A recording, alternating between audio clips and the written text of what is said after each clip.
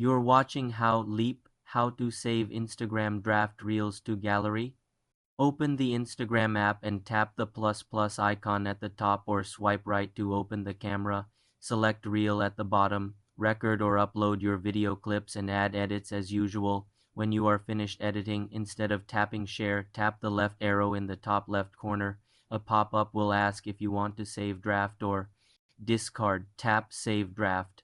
The reel is now saved to your Instagram drafts. To save this draft to your phone's gallery, you must first publish it privately, then download it.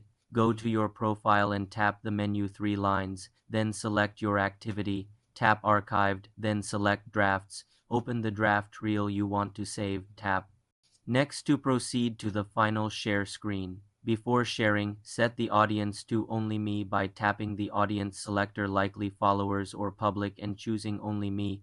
Add any final details, then tap Share. The reel will publish privately to your profile, visible only to you. Now go to your profile, find the private reel, post, and tap the 3 dots in the top right. Select Save from the menu. This will download the video to your phone's camera roll or gallery. After saving, you can delete the private reel post from your profile if desired. For more simple computer tutorials, subscribe to the channel.